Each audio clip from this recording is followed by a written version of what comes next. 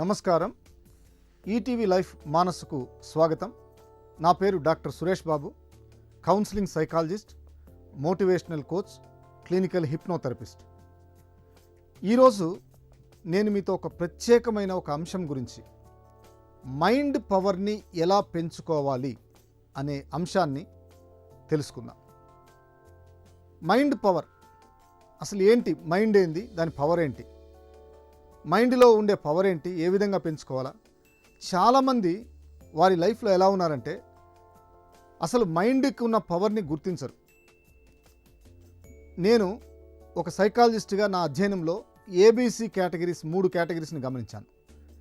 ఏ కేటగిరీలో వారు మైండ్ పవర్ను ఉపయోగించి, మైండ్ పవర్లో ఉన్న ప్రతి శక్తి సామర్థ్యాన్ని ఉపయోగించి అద్భుతంగా విజేతలుగా మారుతున్నారు ఏ కేటగిరీలో.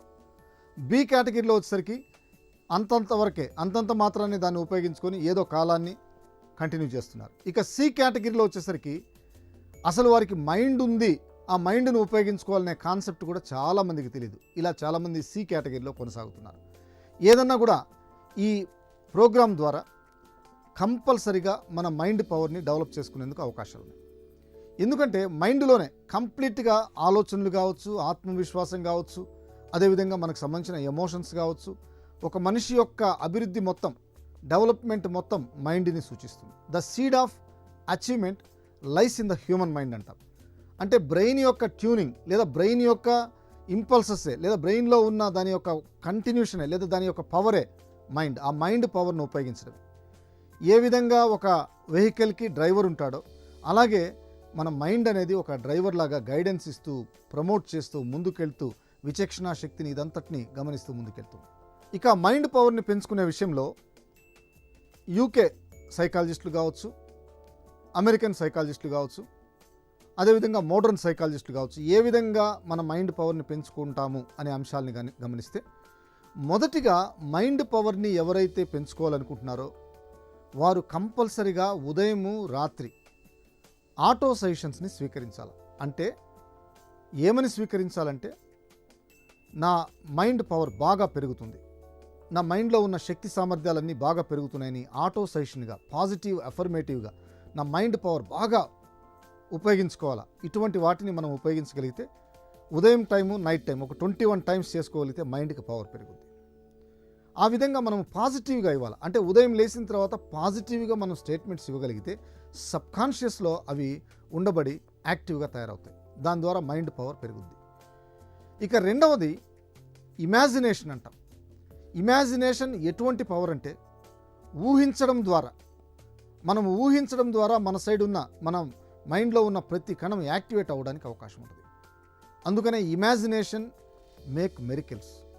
Imagination over rules the world. Imagination is more powerful than knowledge అంటాడు ఐన్స్టీన్. అందుకని అటువంటి ఇమాజినేషన్ని ఊహించాలి. అంటే ఇమాజినేషన్ అంటే ఏం లేదు, మనం ఎలా కాబోతున్నాం, ఎలా తయారవబోతున్నాం, భవిష్యత్తులో ఏ విధంగా సక్సెస్ అవుతున్నాం, ఇటువంటి వాటిని చక్కగా ముందుగానే ఊహించే ఒక క్రమమే ఇమాజినేషన్ అంట. అందుకని ఇమాజినేషన్ చేయడం ద్వారా వ్యాధులు నయమవుతాయి. ఇమాజినేషన్ చేయడం ద్వారా మైండ్ పవర్ పెరుగుద్ది. ఇమాజినేషన్ ద్వారా మన మైండ్లో ఒక ప్రోగ్రామింగ్ పెరుగుద్ది.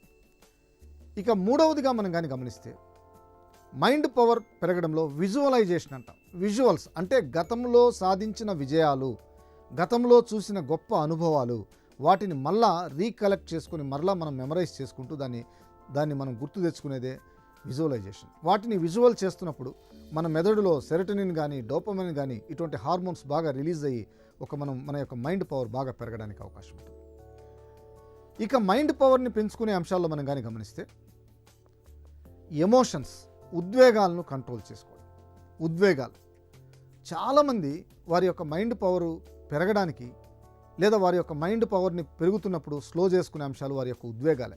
భయం కావచ్చు, కోపం కావచ్చు, ఒత్తిడి కావచ్చు, ఇవి. అందుకని ఎమోషన్స్ని కంట్రోల్ చేసుకోవడం ద్వారా, ఎమోషన్స్ని స్పాంటానియస్గా ఎప్పుడు ఏ సందర్భంలో వినియోగించుకోవాలో వీటి ద్వారా మైండ్ పవర్ పెరగడానికి అవకాశం ఉంటుంది. ఇక లెర్న్ న్యూ కాన్సెప్ట్స్, కొత్త విషయాలు నేర్చుకోవాలి.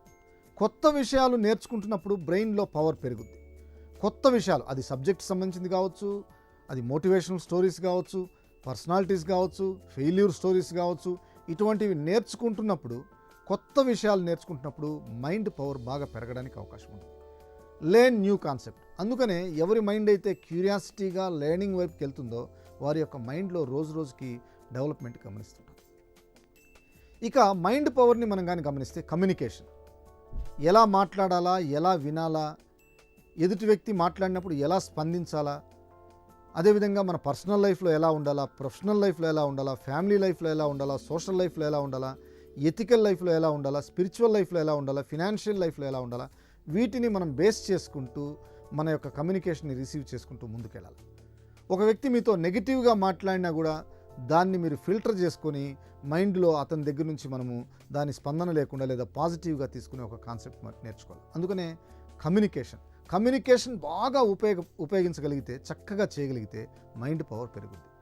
అందుకనే ఎడమ సైడ్ మెదడులో మనం కానీ గమనిస్తే వర్బల్ కమ్యూనికేషన్ యొక్క డెవలప్మెంట్ యూనిట్స్ ఉంటాయి. అందుకని మనం మాట్లాడేటప్పుడు చక్కగా మాట్లాడుతున్నప్పుడు, పదాలు పలుకుతున్నప్పుడు, అదేవిధంగా కమ్యూనికేషన్ మాటల ప్రక్రియలో ఎడమ సైడ్ మెదడు బాగా పనిచేస్తుంది. ఇక నాన్ వర్బల్గా ఎక్స్ప్రెషన్ కానీ, అదేవిధంగా నాడింగ్స్ కానీ, షేక్ హ్యాండ్స్ కానీ, అదేవిధంగా స్మైల్ కానీ ఇవన్నీ చేస్తున్నప్పుడు కుడి సైడ్ మెదడు పనిచేస్తుంది. అందుకని కమ్యూనికేషన్ని నిరంతరం మనం ఇవ్వాలి. అది మౌనమైనా కావచ్చు, అది కూడా ఒక కమ్యూనికేషనే. బాధ అయినా కావచ్చు, ఒక కమ్యూనికేషనే. అందుకని కమ్యూనికేషన్ని మనం చేయడం ద్వారా మన మైండ్ పవర్ డెవలప్ అవుతుంది. అందుకని ఫ్రెండ్స్, కమ్యూనికేషన్ చక్కగా చేయండి. చాలామంది నేను గమనించాను, ఒక ఇంటర్మీడియట్కి వచ్చినా కూడా ఆడపిల్లలు వాళ్ళ ఇంట్లో వాళ్ళతో తప్పక బయట వాళ్ళతో మాట్లాడరు. ఇది చాలా ప్రమాదం అండి. చాలామంది ఇలా ఉండి ఇది డిప్రెషన్ యొక్క లక్షణం. అందుకని కంపల్సరిగా వారు కమ్యూనికేట్ చేయాలి. బయట ఎలా చేయాలి, ఆపోజిట్ జెండర్తో ఎలా చేయాలి, తమకన్నా పెద్దవాళ్ళతో ఎలా చేయాలి, అదేవిధంగా ఇటువంటి అన్ని అంశాలు వాళ్ళు చేస్తున్నప్పుడు వాళ్ళ యొక్క మైండ్ యొక్క పవర్ పెరుగుతుంది. మైండ్లో యాక్టివేటివ్ యూనిట్స్ బాగా డెవలప్ అవుతుంటాయి. ఇక మైండ్ పవర్ బాగా పెరగాలి, మైండ్ పవర్ బాగా డెవలప్ అవ్వాలి అంటే రిలాక్స్డ్ స్లీప్ ఉండాలి. నిద్ర ఎన్ని గంటలు ఉండాలా? చాలామంది అంటారు నిద్ర ఇంత క్రమం ఉండాలా, 6 గంటలు ఉండాలా, 8 గంటలు ఉండాలా, 10 గంటలు ఉండాలా, 14 గంటలు ఉండాలి. ఇవన్నీ కాదు, కానీ మినిమం ఒక మనిషికి అడల్ట్కి వేరే విధంగా ఉంటుంది, చైల్డ్కి వేరే విధంగా ఉంటుంది. చిన్నపిల్లలు ఉన్నారు 5 years 4 years లోపు వాళ్ళు 10 గంటలు 12 గంటలు పడుకున్నా ఇబ్బంది లేదు. పెద్దవారు అయ్యేసరికి 6 నుంచి 8 గంటలు 6 to 8 hours అనేది మంచి స్లీప్. అట్టని సార్ కొంతమంది 4 గంటలే నిద్రపోతున్నారు, వాళ్ళు యాక్టివ్గా ఉన్నారు కదా సార్ అంటే వారి యొక్క బాడీని బట్టి, వారి యొక్క మైండ్ రిసీవింగ్ని బట్టి ఆ విధంగా ఉంటుంది. అందుకని నిద్ర, రిలాక్స్డ్ స్లీప్ అనేది మైండ్ పవర్ని రీఛార్జ్ చేస్తుంది, ఎనర్జీ లెవెల్స్ని అందిస్తుంది, పాజిటివ్నెస్ని అందిస్తుంది. నిద్ర ఉండడం ద్వారా మనిషి యొక్క నర్వస్ సిస్టమ్ ఫ్రీగా రిలాక్స్గా ఉంటుంది. అందుకని నిద్ర ద్వారా ఈరోజు మనం గమనిస్తుంటే భారతదేశంలో 10% పీపుల్ ట్యాబ్లెట్ లేనిదే నిద్ర రాదు. ఎంత దారుణమైన విషయం వచ్చండి. 10% పీపుల్ టాయిలెట్కి పోవాలంటే మెడిసిన్స్ వేసుకోవాలి. అన్నం తిన్నది జీర్ణం కావాలంటే 10% ఇటువంటి వాళ్ళు ఉన్నారు. అంటే ప్రతి దాని మీద వాళ్ళ లైఫ్ స్టైల్ మొత్తం మెడిసిన్స్ మీదే డిపెండ్ అవుతూ ట్యాబ్లెట్స్ వాళ్ళని కంట్రోల్ చేస్తుంది. అందుకని దీంట్లోంచి బయటపడవచ్చు అంటే 100% బయటపడవచ్చు.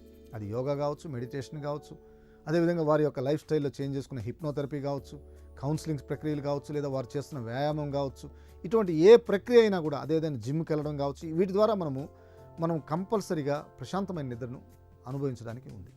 అందుకని నిద్ర ద్వారా మైండ్ పవర్ పెరుగుతుంది. ఇక డైట్ వచ్చేసరికి ఆహార నియమాల్లో చాలామంది ఆహారాన్ని కరెక్ట్గా ఏం తీసుకోవాలా, ఎలా తీసుకోవాలనే విషయం కూడా తెలియదు. ఇది బ్రెయిన్ మీద చాలా ఎఫెక్ట్ అవుతుంది. చూడండి, ఒక ఎగ్జాంపుల్ మీకు చెప్తాను. కొంతమంది ADHD ఇటువంటి జబ్బులు ఉంటాయి, attention deficit hyper active disorder, అదేవిధంగా ఆటిజం. ఇటువంటి కేసులో అటువంటి పిల్లలు స్వీట్ ఎక్కువ తినారనుకోండి, లేదా చాక్లెట్స్ ఎక్కువ తినారనుకోండి, వాళ్ళ నర్వస్ యొక్క ఇంపల్సెస్ ఎక్కువ పెరుగుతుంటాయి. అందుకని ఆ స్వీట్ని తినొద్దని చెప్తుంటారు. అందుకని మన నర్వస్ సిస్టమ్ మీద మనం తీసుకునే ఆహార పదార్థాలు కూడా డిపెండ్ అవుతుంటాయి. ఉదాహరణకు చక్కెరలు ఎక్కువ తీసుకున్నాం, స్వీట్ కంటెంట్ ఎక్కువ తీసుకున్నాం, దీని ద్వారా నర్వస్ సిస్టంలో తెలియకుండా ఒక ఇంపల్సెస్లో ఎక్కువ అయిపోయి డిస్టర్బెన్స్ అవుతుంటాం. అందుకని ఫ్రూట్స్ తీసుకోండి, విటమిన్ సికి సంబంధించిన ఫ్రూట్స్ తీసుకోండి, వెజిటేబుల్స్ తీసుకోండి. ఆ తీసుకున్న దాన్ని చక్కగా ప్రోటీన్స్ ఉండేవి తీసుకోండి, క్యాలరీస్ ఉండేవి తీసుకోండి, ఇటువంటి విటమిన్స్ ఉండేవి తీసుకోండి. అందుకని చక్కగా ఫ్రూట్స్ కావచ్చు, వెజిటేబుల్స్ కావచ్చు, అదేవిధంగా మీరు తీసుకుంటున్న ఆహార నియమాలతో పాటు ఇవి అదనంగా తీసుకోండి. అందుకని ఆహారము మనిషి యొక్క మెదడు మీద కూడా ప్రభావం చూపిస్తుంది. అందుకనే mister diet, mister quiet, merry man, these are the success secrets of our health అంటాం. అందుకని డియర్ ఫ్రెండ్స్, మీరు ఆహార విషయంలో కూడా చాలా చక్కగా ఉండాలి. అదేవిధంగా టేక్ ప్లెంటీ ఆఫ్ వాటర్, నీళ్లు సమృద్ధిగా తీసుకోవాలి. అంటే నీటికి బ్రెయిన్కి సంబంధం ఏంటంటే మనము తాగుతున్న నీళ్లు వెంటనే కొన్ని సెకండ్లు, కొన్ని నిమిషాల్లో మన బ్రెయిన్ని యాక్టివేట్ చేస్తుంటాయి. ఆవలింపులు వస్తున్నాయి ఒక వ్యక్తికి, వాటర్ ఇవ్వండి, వెంటనే కట్ అవుతాయి.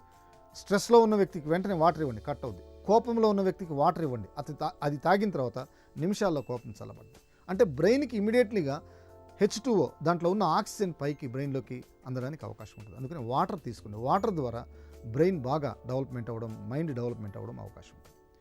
ఇక అలాగే మన మైండ్ డెవలప్మెంట్లో మనం కానీ గమనిస్తే మనం చేయాల్సిన మరొక ప్రక్రియ రీడ్ బుక్స్. అంటే పుస్తకాలు చదవాలి, బుక్స్ని చదవాలి. బుక్స్ అంటే ఏంది? అకాడమిక్ బుక్సే కాదు, ఈ అకాడమిక్ బుక్స్తో పాటు ఇది చాలా ఇంపార్టెంట్ పాయింట్ అండి. ఇటీవల అధ్యయనాల్లో కూడా మైండ్ డెవలప్మెంట్లో పుస్తకాలు చదవండి. పుస్తకాలు చదివి ఆ పుస్తకంలోని జ్ఞానాన్ని వారి మస్తకంలోకి ఎక్కిస్తే మస్తకం డెవలప్మెంట్ అవ్వడానికి అవకాశం ఉంది, అంటే బ్రెయిన్ డెవలప్మెంట్ అవ్వడానికి అవకాశం ఉంది. ఏ రకమైన పుస్తకాలు సార్? అది స్టోరీ బుక్స్ కావచ్చు, దానికి సంబంధించిన లేదా మోటివేషనల్ బుక్స్ కావచ్చు, అకాడమిక్ బుక్స్ కావచ్చు, లేదా సబ్జెక్ట్ రిలవెంట్ కావచ్చు, లేదా నోవెల్స్ కావచ్చు, లేదా జనరల్ నాలెడ్జ్ కావచ్చు, ఇటువంటి పుస్తకాలు, లేదా ఆధ్యాత్మిక రిలీజియస్తో కూడిన రిలీజియస్ బుక్స్ కావచ్చు. ఇటువంటి అంశాలన్నీ చదవడం ద్వారా వారి యొక్క మెదడులో తెలియకుండా ఒక యాక్టివేషన్ జరగడం స్టార్ట్ అవుతుంది. అందుకని మైండ్ పవర్లో కంపల్సరీ మైండ్ పవర్ని డెవలప్ చేయాలి అనుకుంటే బుక్స్ చదవాలి. అందుకనే పుస్తకం చెప్తుంది, తల దించి నన్ను చూడు, తలెత్తుకొని నేను తిరిగేలా చేస్తాను. పుస్తకంలో ఉన్న ప్రతి నాలెడ్జ్ని మనం ఉపయోగించుకోవాలి. కేవలం చదివితే సరిపోదండి, అప్లికబుల్ చేయాలి. అందుకని బ్రెయిన్ డెవలప్మెంట్లో కంపల్సరీగా మనం చేయాల్సిన పని బుక్స్ చదవడానికి అవకాశం. ఈ రోజుల్లో మీరు గమనించారు లేదో, బుక్స్ చదివే వాళ్ళ సంఖ్య రాను తగ్గిపోతుంది. పేపర్ చదివే వాళ్ళ సంఖ్య రాను తగ్గిపోతుంది.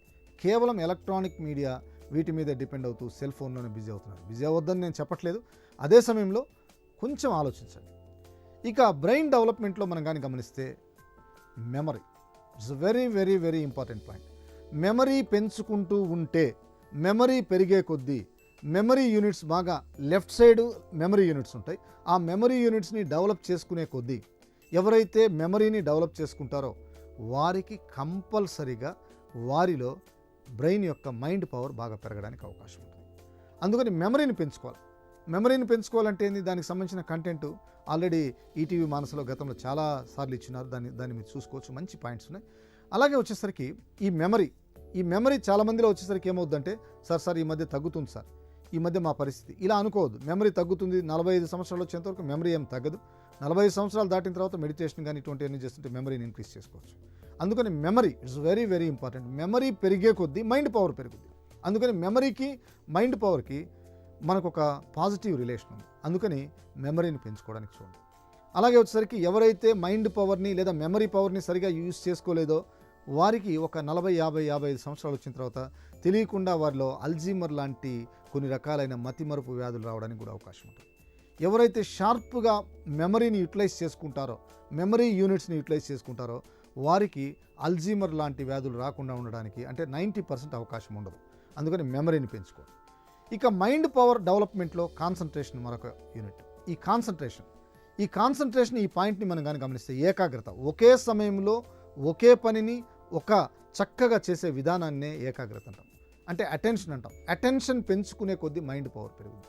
అంటే మీరు గమనించండి, మనం చదువుతున్నాం, 45 నిమిషాలు అటెన్షన్ పెట్టండి, లేదా ఒక కాన్సెప్ట్ని చేస్తున్నాం ఒక అరగంట, ఈ అటెన్షన్లో డీవియేట్ కాకుండా ఉండడానికి చూడాలి.